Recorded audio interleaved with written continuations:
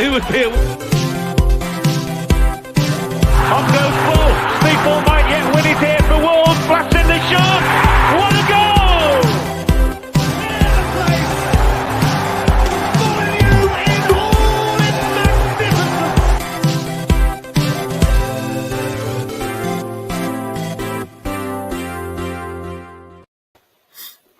Hello and welcome everyone to the Wolves Fancast. And you've already read the title, so you know what this is all about. This is Stories from the Pack, where we talk to someone, an influencer maybe, and a reporter, or just one of our own. Just one of our own. Just one of our own. And yet, obviously, I'm not Rich, and I'm not Hoops either, even though I'm going to morph in that way. Third time's a charm with host of this section of the podcast. So before we crack into it, who are you, Luke? Who am I, or how am I? Well, you can go both. Luke Amor Thompson. No, I'm fine. A lot cooler today. Absolutely scorching yesterday. A lot cooler today. But no, thanks for stepping up to do this Stories from the Pack with myself. I wanted to do one for ages, to be fair. And while we've got nothing else to fill the fancast, we might as well cart me out from the back. Bring you back out from your self-imposed reserve bench. Yeah. Substitution. Coming onto the pitch, number 9, Luke Thompson. Well, saying off the subs bench, we can let's hop around. Let's go like Pulp Fiction. So at one time in the distant past, which many listeners, new listeners, might not know, you were a staple.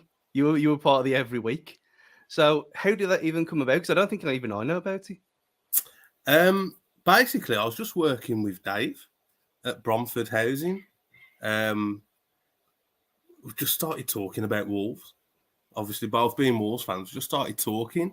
And he was like, "Oh, I do this podcast." I didn't even know what a podcast was at the time, because I mean, this is going back. It's got to be about 10 years, maybe even 11 years. He was like, "Oh, I'll do this podcast as me," and we used to work with Jonathan Meek as well. There's another blast from the past. Yeah. So there's me, Dave, John, and he was like, "Oh, just come on the podcast." And it was back in the day when Dave used to record them from his mum and dad's house. So yeah, I remember I just went down and just started chatting shit about Wolves, and the rest is history, as I say. But honestly, I didn't even know what a podcast was. I had no clue. I don't think I'd even heard of a podcast before. But he was like, "Yeah, just come down. We just talk about Wolves." So I thought, you know what, why not? And then 10, 11 years later, I'm still here, even though, you know, I've dipped in and out, but I always seem to come back. Yeah, you went up the Carl Fletcher route. You were the main attraction, and you went away. You had your time in the sun. There, you can't stay away, and you come back. Obviously, hopefully, you don't turn into a ghost anytime soon. No. Jesus Christ! I know we are getting older, but that was the thing. I mean, it's got to be about that, because when I was just a mere listener, and you were on there with certain other Luke and Dave and everyone, and I remember when I came in the first day, and it was like meeting celebrities.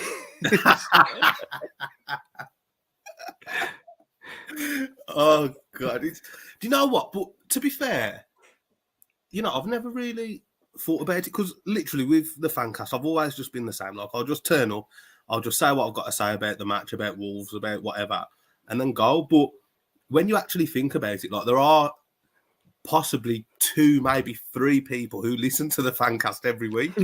So, you know, people do sort of look at you and sort of take your opinion on board, which is quite strange, really, because to me, that's just weird. Like, that is really weird.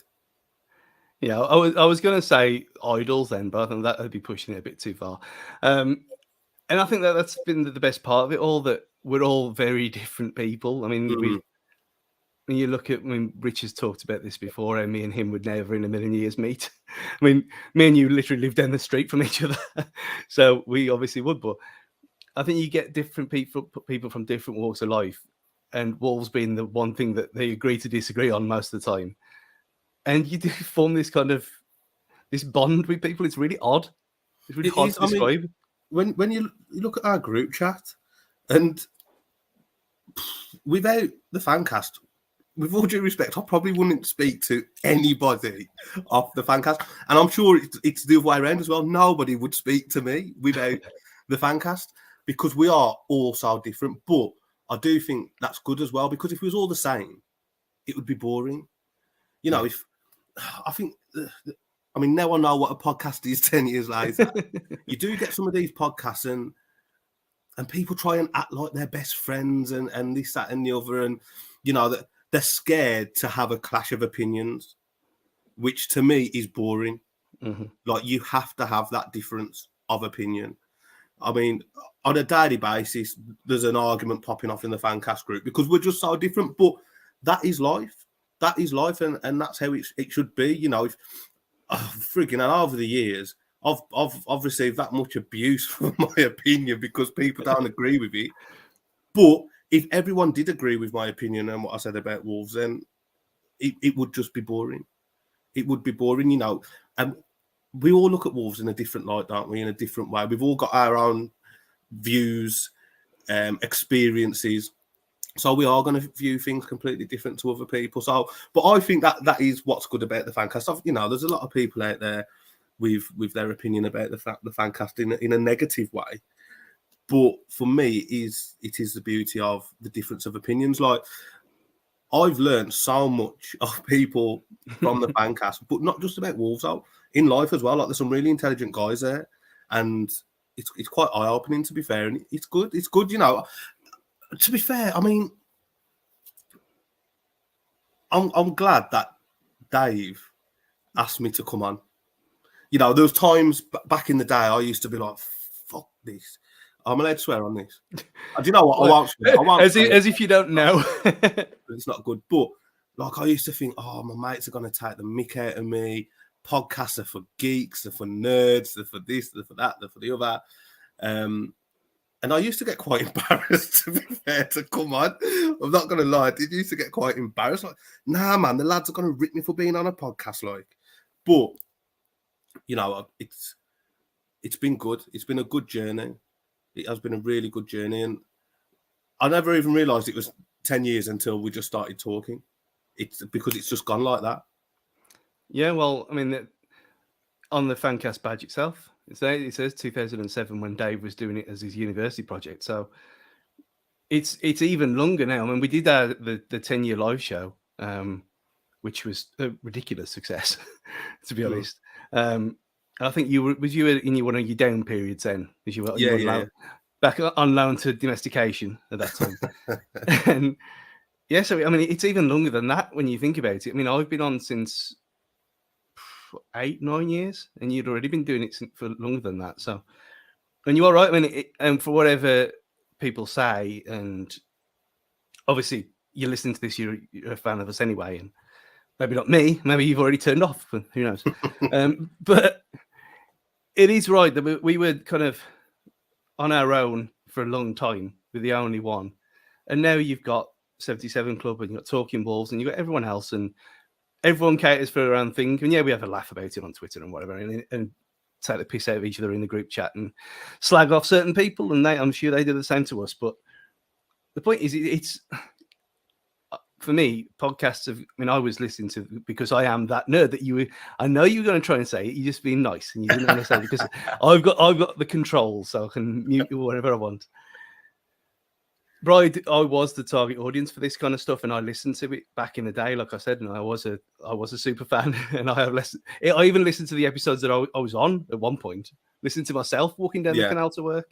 Yeah. But like that, I mean, in a way, you are an influencer, because I mean, talk about the time that you did with Nate on the Football Neophytes podcast. How that came about. God, Jesus, yeah, that was mental. That. Well, do you know what? I sent him a message the other day, actually, because it was his birthday. And again, something that I just completely forgot about. But that was quite funny, actually. So this guy called Nate, he was doing a podcast in America, and he was just looking for a Premier League team to support, wasn't he? Mm-hmm. So he run a podcast with fans from the 20 Premier League clubs at the time. I think it was about 4 or 5 years ago. And whoever sort of sold their club the most to him, he was like, that's who I'm going to support. I don't care who it is. Whoever sells their club to me the most, that is who I'm going to support. And I'm proud to say that after a conversation with me, he's now a Wolves fan. But I think he loves the Wolves. He absolutely loves the Wolves. But yeah, it's weird. Like, you know, I've been able to connect with people from America and influence. I don't even want to say their lives, but football does become your life, though, doesn't it? Yeah. And it is a massive part of your life. And to be able to sort of have that sort of persuasion to make somebody be a Wolves fan who knew so little about not just the club, but English football in general, to be able to sell Wolves for him to become a fan, that's pretty cool, to be fair. Again, it's just little things that you don't really think about until people mention it. And, you know, they use the term influencer. To me, that's just cringe. Like, if anyone, to me, it is proper cringy. But I suppose when you do have a certain voice on a certain platform, your opinion can be influential on people, I suppose. Well, yeah, and to the extent that he's booked a trip over here for the Forest at home and Palace away games this year. Has he? Yeah. So I'll have to meet him. 100%. I've got to meet him for them games. Yeah, well, he'll come down and we'll have a drink around here as well. So we'll pop in. Defo. Again, I mean, he's become one of my through the power of the internet that he's one of my good friends online. I speak to him pretty much every day. It's mental. Really? Yeah. And if it wasn't for soccer neophytes, as they're rebranded, which it makes more sense name wise, let's go and check them out. They're really good. I mean, Nate's been on the show anyway. Mm-hmm. He was on a film cast talking about what was he on? It was one of the Football Factory. That was a great episode. If you missed that one and you want thirsting for content, go and find that. But yeah. So in a way, you actually are a proper influencer because you've made someone change their life to the extent that they're coming to Wolverhampton for 3 days through choice. Do you know what? I'm going to put that in my social media bios, influencer, and no one's going to take it away from me now. I'll put that in, even though it does make me cringe, but I'll put it in. If Twitter let you back on. But do you know what? To be fair, right, saying about the influence thing, when I was on Twitter, I actually do think I was a big part of Wolves Twitter at the time. You know, all those years ago, I used to get some good interactions on there until the fuckers banned me permanently. Like, what's that all about, man? How do you get permanently banned from Twitter? I bet you there's no other Wolves content creators out there that can say that they've been permanently banned from Twitter. No. You know what I mean? So that's another tick to the fancast box. And it was like you were being racist, was it? Honest to God, like you see some of the stuff that you see online, and people get away with it, and then I get permanently banned from Twitter for saying that. What's his name now? The geezer from the COVID man. Oh, Chris Whitty. No, not him. Oh, the other one. The one who was feeling up that woman in his office. Oh, yeah. What's his name? He was on LBC the other day as well. He was sacked. Matt Hancock. Yeah, Hancock. Yeah. Matt Hancock, that's the one. Just for saying Matt Hancock deserves a slap in the face. Permanent ban on Twitter. But I used to love Twitter. But then again, saying that, like, Twitter has been a big part of the fancast. But it's not the same as what it used to be. No. It's not the same. It's gone downhill now. It's gone downhill. I mean, I said about when we were talking about a thing in the mystical group chat. I know we're not supposed to talk about, but how every kind of Liverpool thread on there resorts to people saying things like ratio and mid and words of the street, but it's nonsense. It doesn't make any sense. It's like you read the main points and then you just drift away because none of it's just one-upmanship and it's nonsense. But the problem with Twitter now and social media in general, there's just too many people desperate for that like and desperate for that retweet.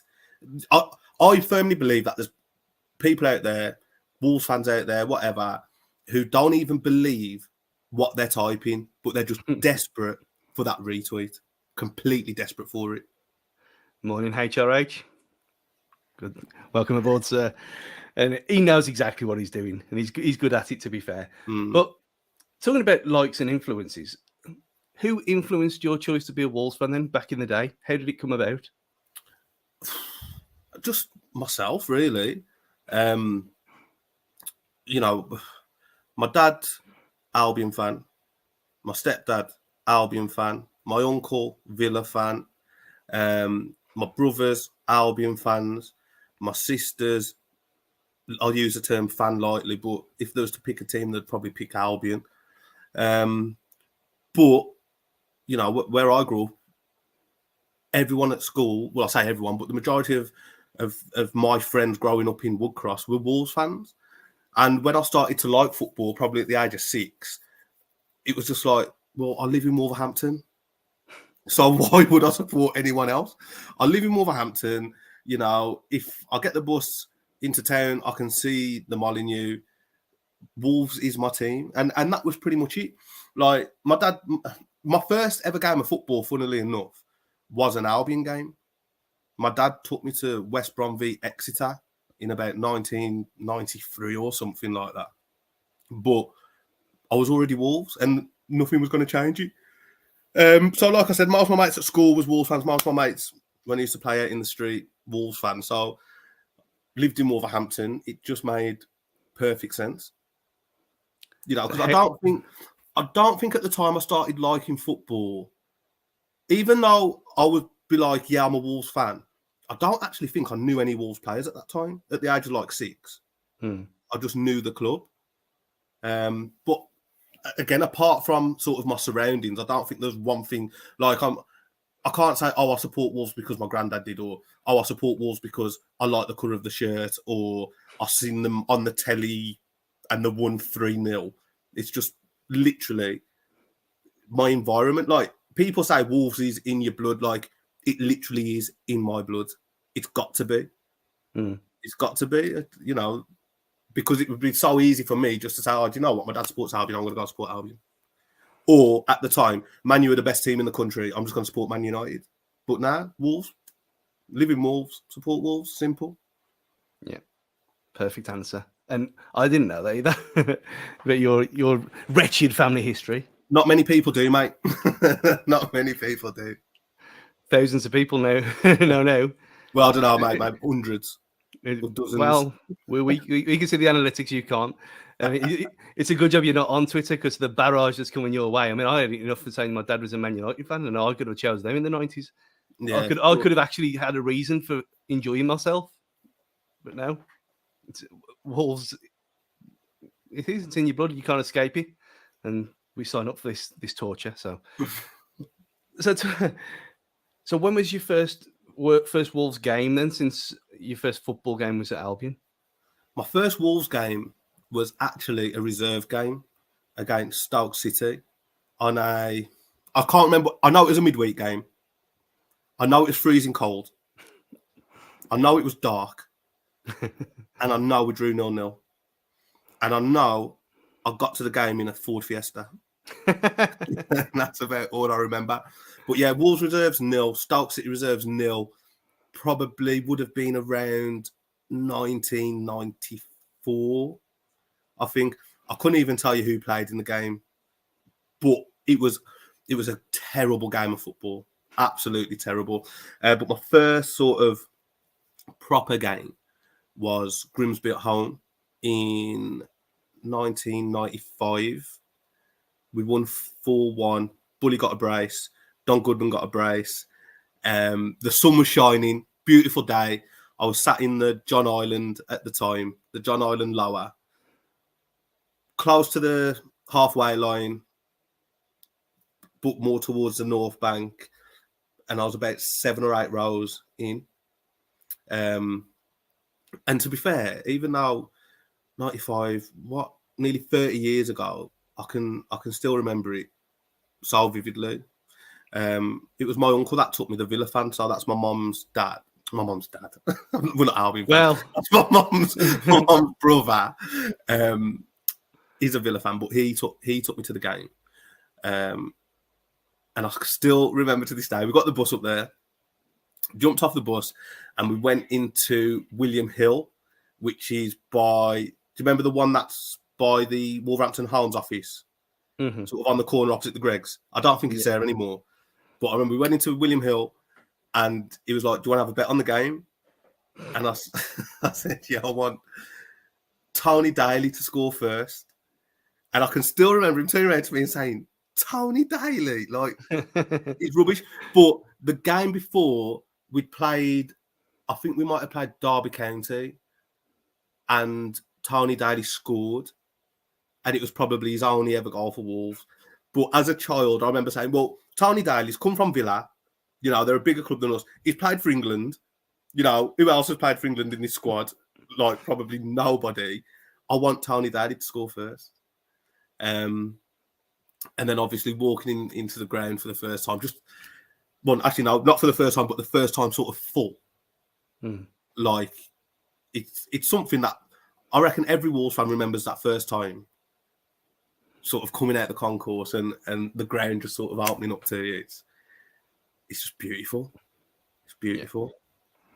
Well, if that was your first, I mean, other than Cardiff, the Millennium Stadium, what's your favourite Wolves memory? Favourite Wolves memory? There's loads, to be fair. I mean, like you said, Cardiff. I mean, that Cardiff game, I always remember I stayed at my mate's the night before, and we got the bus into town, and we got the train into Cardiff. I think I was 17 when we played Cardiff in the final. And I always remember my mum phoning me up the night before saying, oh, they've been fighting in, I think it was Western-super-Mare or something. Wolves and Sheffield United fans have been fighting in Western-super-Mare. Be safe when you get down there. I remember going to the shop in the morning, and we've got 2 big bottles of WKD to drink on the way down. Probably like 4 cans of Stella between 6 of us. But my one memory from there is walking in and just seeing, it was just like a sea of gold, an absolute sea of gold. And I love that. That is one thing I do love about Wolves. When Wolves play in the summer and all you can see in the stand is gold, I absolutely love it. So that's why one of my favourite memories, again, is MK Dons away. Yeah. You know, I'm sure it's not really been mentioned too much, but we did take 10k to MK almost. But and then played in fucking purple. But no, I don't know, just seeing all those Wolves fans in one end, and it's that's what cup finals are all about, isn't it? Or cup semi-finals nowadays, with bloody Wembley trying to cream the money in. So for me, I love that. No matter where we go, I just love entering the stadium, and just seeing that sea of gold. But if I had to pick a favourite memory, God, maybe, and this is quite sort of sick, but the FA Cup semi-final. No, I know what you mean. Because I was able to take my son to the FA Cup semi-final, and for me, and I'm sure for thousands of other men out there, taking your son to the football is just creme de la creme. Being able to take your son to watch your team play at Wembley just tops everything. That's what football is all. Well, it's not what it's all about, but that is one of the pinnacles of football. Sort of going with your child to watch your team. Yes, I know it was a cup semi-final, but even just watching Wolves at Wembley. You know, you're the same generation as me, Stu. When did you ever think you'd get to see Wolves at Wembley? Well, yeah, it was never. I was too young for the too young, and my mum didn't do away games for the one against Arsenal at Villa Park in '98. So that semi-final I missed out on. So even just getting to a semi-final would have been kind of like a dream 6 years ago. So yeah, exactly the same. And the same about taking your kids to Wembley as well. I mean, his first time at Wembley with Wolves was when he was 8, and it was for me 20 or 30 odd. So, and we put the hard yards in, and they haven't. Majorly, and this is why I get annoyed with a lot of Wolves fans, because we was talking about it the other week or the other month. we've actually got a generation of Wolves fans now, and they don't know they're born. And I don't want to sound like an old man, which I probably will, and people will probably point out that. But you know, you don't know what it's like to lose away at Port Vale. You know, to just sneak a draw at home against Bury. You know, we've got a generation of Wolves fans who don't know what it's like to beat Albion away from home. We've got a generation of Wolves fans who have never seen Steve Ball kick a football. Yeah. That blows my mind. That blows my mind. And I know it's a generational thing, but sometimes it's like,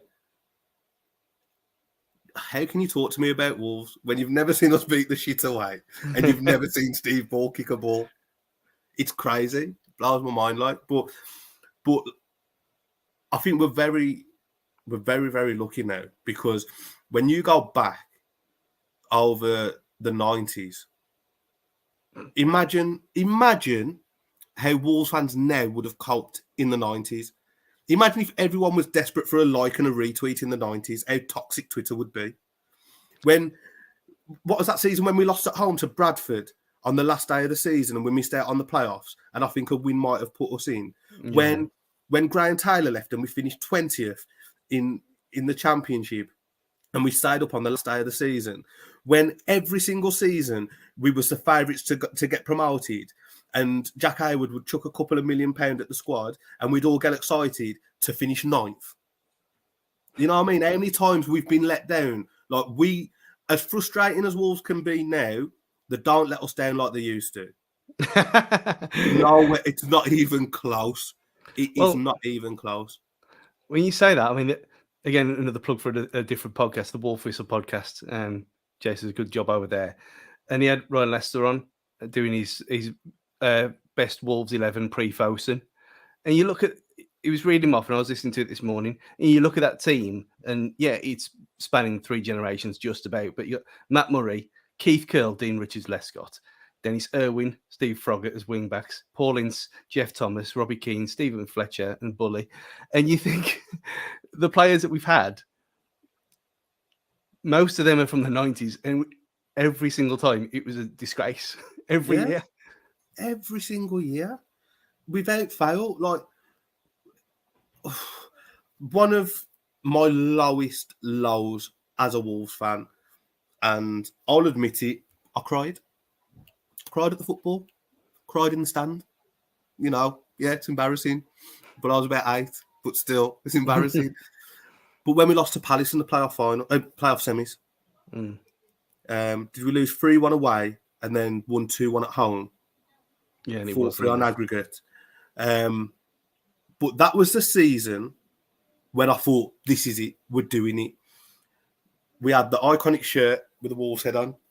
And even though we lost 3-1 away from home, I thought, when we get them at Molineux, it's a different ball game. And the atmosphere that day is one of the best atmospheres I've ever heard at the Molineux. I'll never forget that atmosphere against Palace at home. And David Hopkin broke my heart. Absolutely. Because we went 1-0 up, didn't we? Was it Mark Atkins? Or Adrian Williams, maybe? It's someone like that. Yeah, but somebody will know. And obviously they'll make me look stupid because I don't even remember who scored against Palace in the semi-final. But we went 1-0 up. And then did we go 2-0 up? And then Hopkins scored. In my memory, that's how it happened. Again, you should just check. Mandela effect, though. You've got to think out the Mandela effect. So if anything that I say today is wrong, it's down to the Mandela effect. But, yeah, I remember David Hopkins scoring and absolutely broke my heart because I was adamant that was the season we was going to get promoted. And I was so desperate to see Wolves in the Premier League. Like, so desperate. It was because we can all paint a rosy picture of how the Championship's the most competitive league in the world and how good it is. But realistically, everybody wants to see the team playing in the Prem, don't they? Yeah. Realistically. Nobody sits there and says, well, a team of, or a club of Wolves' sort of level yeah, can't wait for another season in the Championship. No, you want to be in the Prem. And so it's just the years of heartbreak. That was my first. I think that was my first sort of proper heartbreak with football. David Hopkins, and then obviously the season, was it 1999, 2000, when we was pissing it and we finished third and the shit went up. No, that was 2002.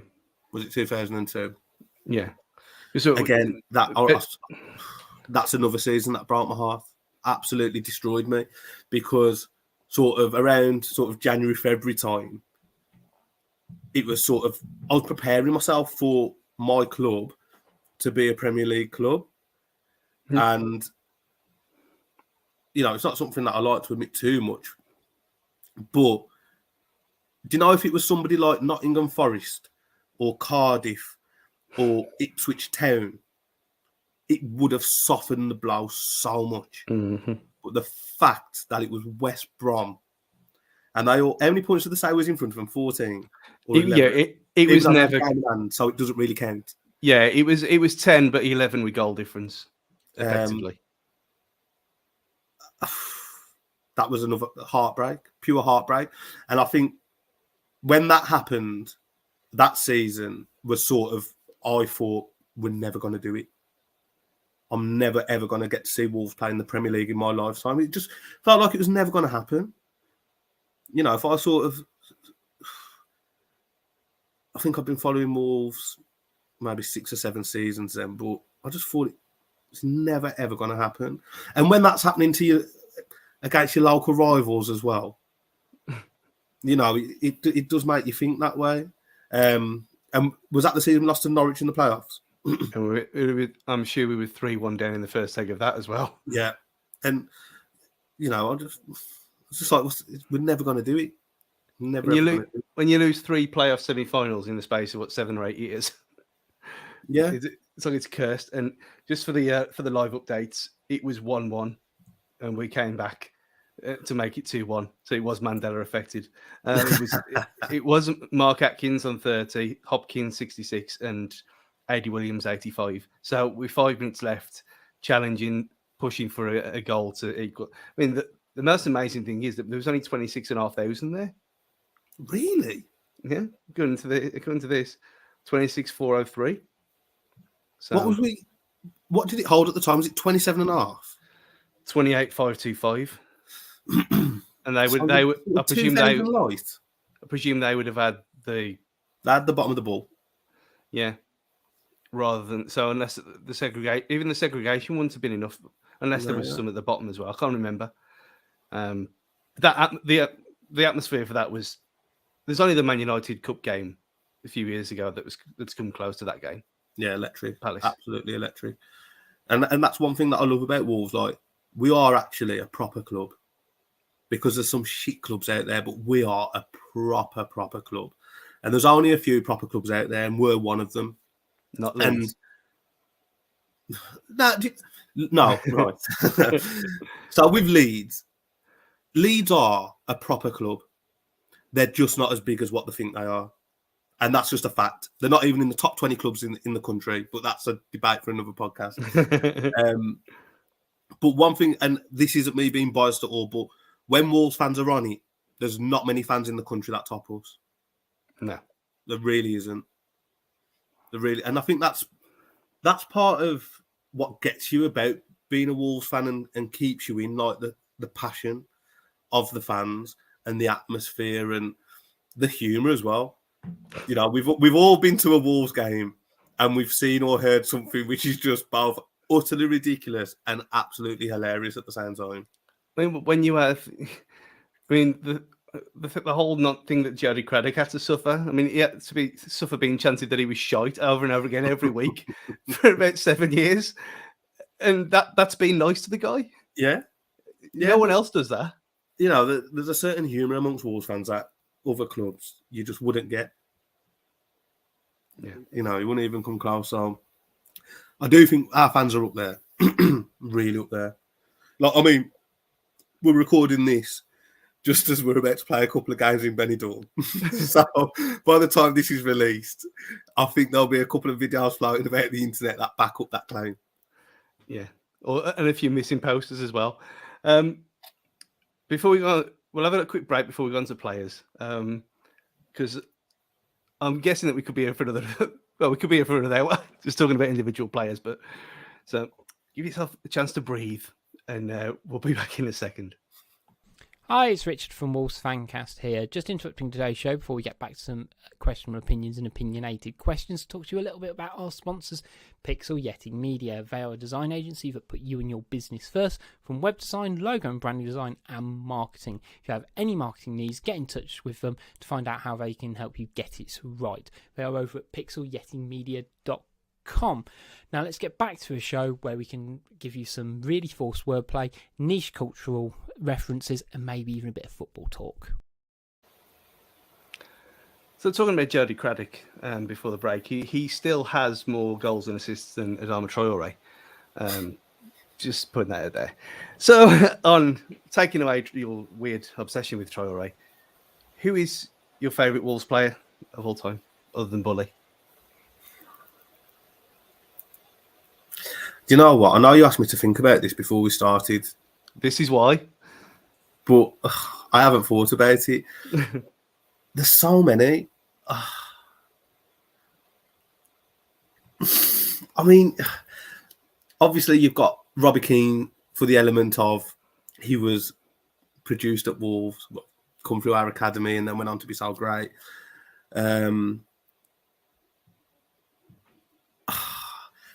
Sylvan Ebanks-Blake's up there for me. Absolutely loved him.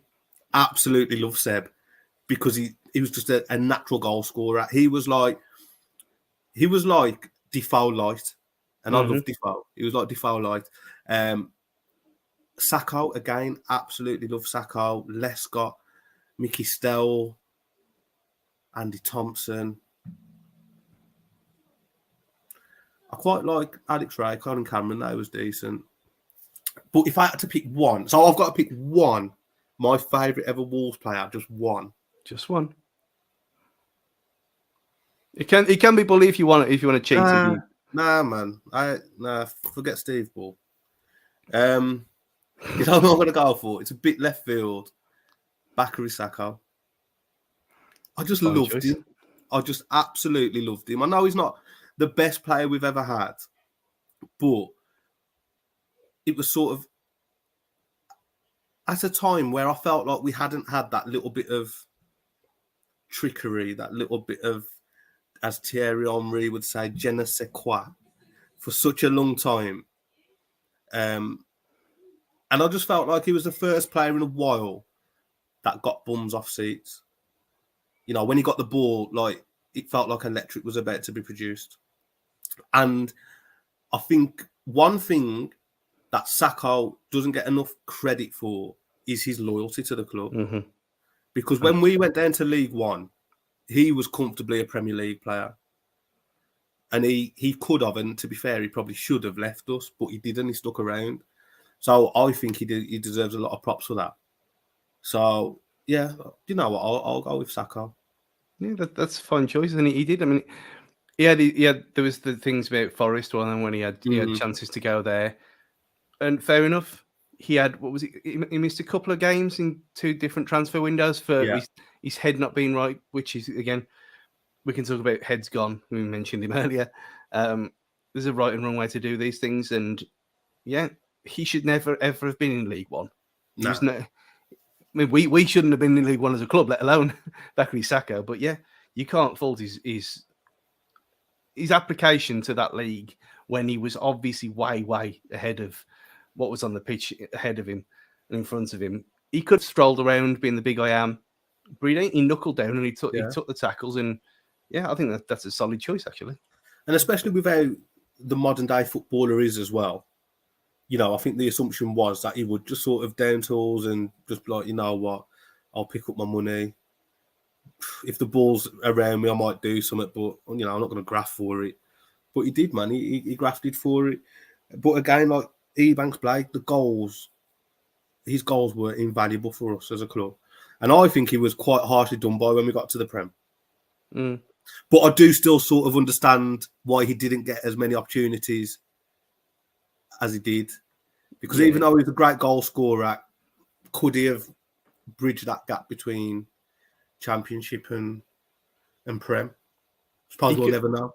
He couldn't have played the role that Doyle played in that system. I think it was just one of them. I think we had to play a certain way to survive, and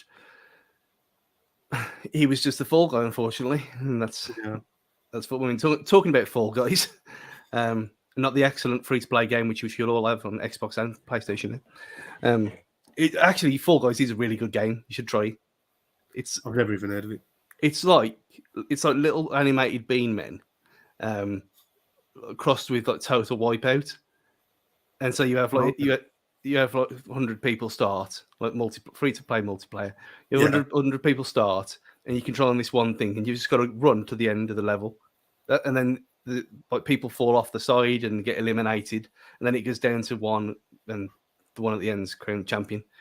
So can you sort of play that with your mates as well? Because we're blasting Among Us at the minute, which is more fun than what I thought it would be. Yeah. It's cross-play as well. You can play with people on PlayStation and on Xbox and Switch and wherever you want. It's great. Give it a try. Yeah, so talking about Fall Guys, there has been many villains wearing the gold and black over the years. And obviously Paul Jones is one of the worst ever. Only second. Hold on. I don't think I've ever asked you this, but you mentioned Paul Jones quite often. Why? What, have I missed something here? What did he do? He was. It was the disrespect that he shown. He was doing that card, that Alatoya thing that the Cardiff people do. He was doing that after they thrashed us at Molineux, and he did it in front of the stable at the end, and you think, well, what are you doing? Why did it? That makes no sense. Was that the first time he was with us, or the second? It was the second time when he came back and replaced Michael Oakes for no reason whatsoever, and got us relegated. Yeah, because he was never even that good the first time around, was he? Really? Like he was like okay. Yeah, he was a solid number 2. But that's just been picky. I mean, there's been loads who've just been shit. But is there anyone who you actively despise? I mean, Hawara's a bit of a prick, I know. He's Bellend. Roger Johnson, Bellend. Another one, but this one hurts me a little bit to say because I was so excited when he signed. But Henri Camara, he'd never covered himself in glory, really, did he? I mean, when everyone got your Senegal flags out to try and make him feel at home and make him stay. I know, but do you know what? That's the thing. Like Wolves fans were so welcoming, and then when players shit on you, it's like you're just a prick, mate. You are a prick. Oh my god, no, the one. No, this is going back to the Twitter days, right? And this was when I was that virgin sconner on Twitter, and would try and get reactions out of people. I do remember having a massive argument to the point where we was like, "Come on then, let's have a fight." With Greg Halford. Honestly, me and Greg Halford was up for scrapping. It was when I think he was at Forest. And we had this massive argument on Twitter. So yeah, here's another one. He's a prick, Greg Halford. Yeah, I vividly remember that, vaguely remember that happening as well. Honestly, it was so weird. I can't even remember what we was arguing about, but it was like a proper full-blown argument. It was like proper up for it. Like, I mean, was it something like you called him shit, or that he didn't try, or something? It was something really innocuous like that. Yeah. He just took the bait, and he was like went off on one. Yeah, like he proper went off on one. Yeah. So do you know what? For that reason, I'll pick him, Greg Halford, because I mean I'm now a professional footballer, but whenever I seen him play, I can only go off what I seen him play for Wolves. Shit, he was terrible. Like to the point where now I know there's levels in football, and everybody who's ever kicked a ball for Wolves is a better footballer than me. I get it. You ain't got to remind me. I get it. But there's certain players you look at and you think, like, how has this guy made it to this level? And Greg Halford's one of those. Like, apart from a really long throw, what can he like? He's crap. He's so bad, so bad. And that's one thing that annoys me about Wolves. We've had some shit players over the years, man. Like, remember when we signed Stefan Everson? No, I'm not. But like, what annoyed me with Stefan Everson was he was all right for Tottenham. Yeah. And then he come to us and he was absolute dog dirt. He was terrible. But yeah, Greg Halford, most hated Wolves player ever. And if by any chance he's watching, I'm still game. Let's go. Me and you, Greg, let's go. I mean, the fact that he was signed because he could do something that Rory Delap could do. Signed for a long throw. And I, you know, even though it was like 10 years ago or whatever, I believe he's still on about 20 grand a week for a long throw. He's literally a glorified javelinist. Javeliner, whatever. What would the word be? Javelin eye? Who knows? You know what I mean? It's frustrating. It's frustrating. It's frustrating when you see players take the piss out of the club. And I know it's their job and they've got a job to do and they've got no loyalty to the club, but you know, when you've been through, you have to go through some real crap being Wolves fans. You know, just show a bit of respect and just show a bit of pride. But as well, even though myself included, Wolves fans can be arseholes, I still think, and we are very sort of moody, I still don't think we ask for that much, you know. Just as long as you show a bit of respect and you try, 90% of the time, the Wolves fans will back and support you. Yeah, I think that kind of backs the Hwang situation last year because after his injury, when we've said it enough times how awful he was, but he didn't get actively slagged off in the stands. It was all online. It was all kind of on things like this and whatever. It was never actually towards him because you could see that he whatever had happened to him, and it wasn't his fault. Clearly, he was injured and he never kind of got back from that. But he still tried. However terrible he was, he still tried. And this is the thing. It with Hwang, and hundreds of other players over the years.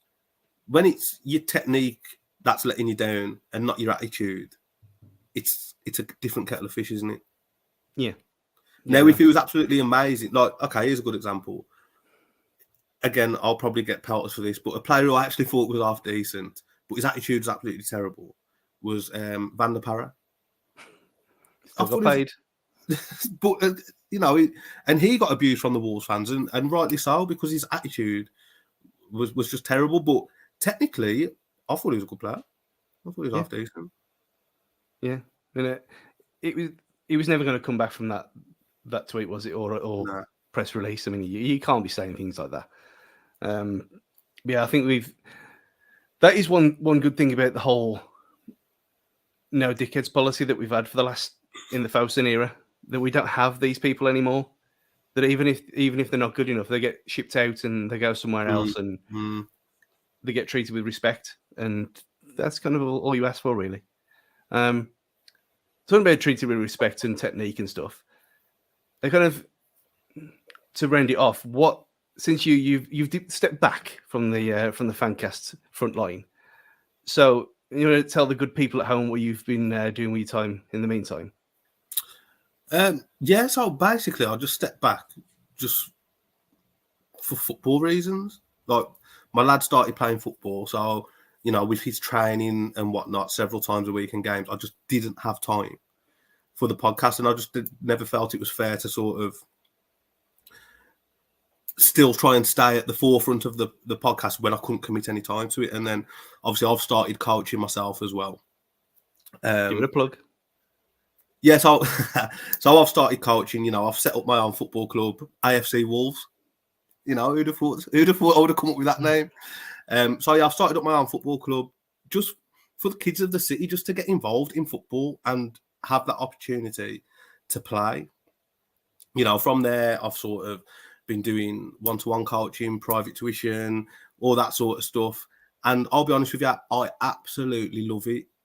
I love it. It's fantastic. And, you know, I've set myself certain goals, and we'll just see where we can go. I'm still really, really early into my journey, even though I've been doing it for 6 years now. But I still feel I'm really early into my journey. But you know, that's what took me away from the podcast.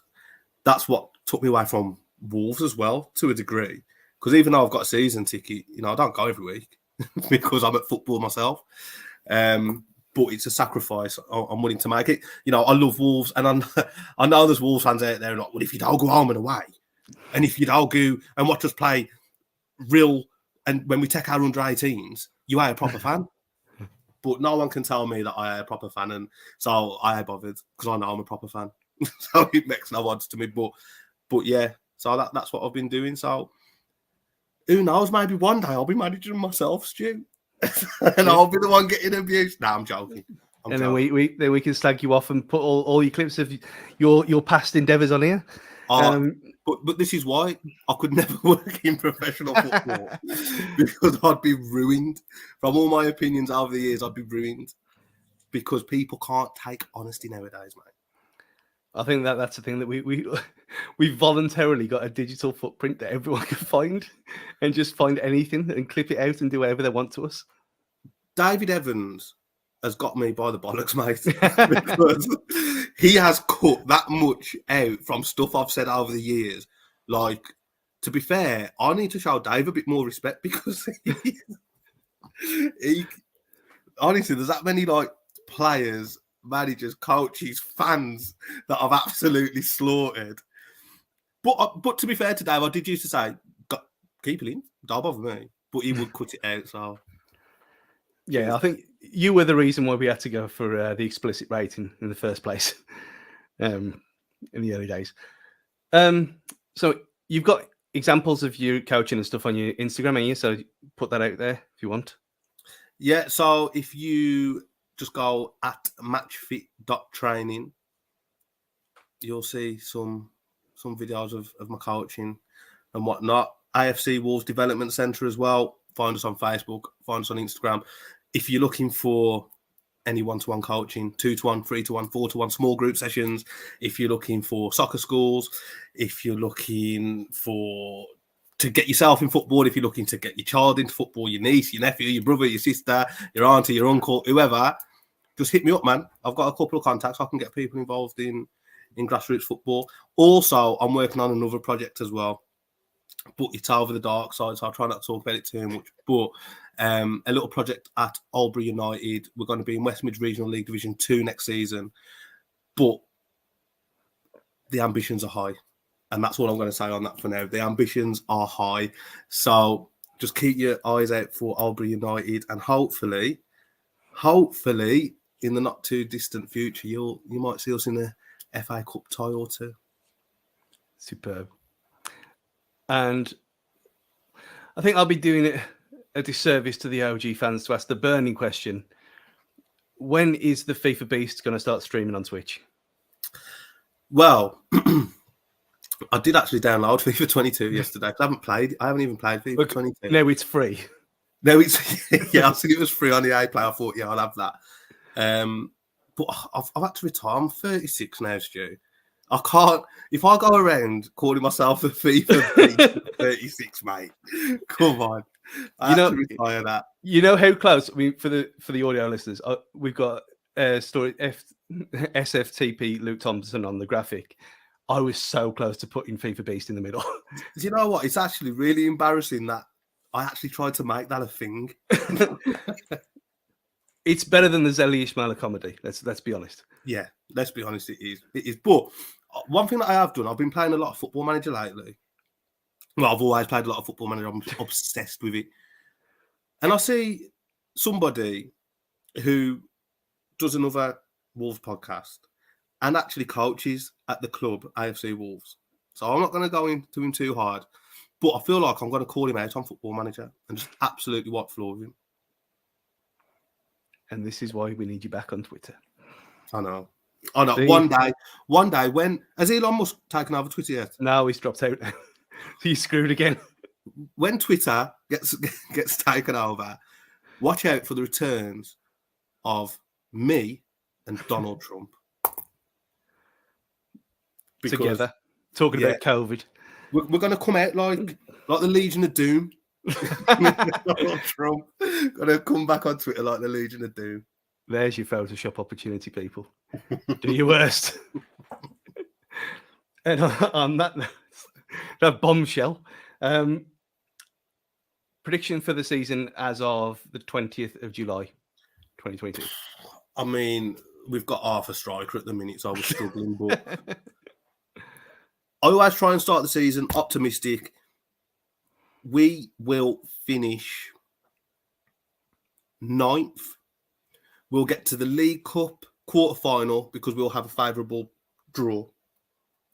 And we'll get to the FA Cup 5th round. I'll take that. I'll take that right now. And Adama Traore will be top goal scorer. Yeah, in League One.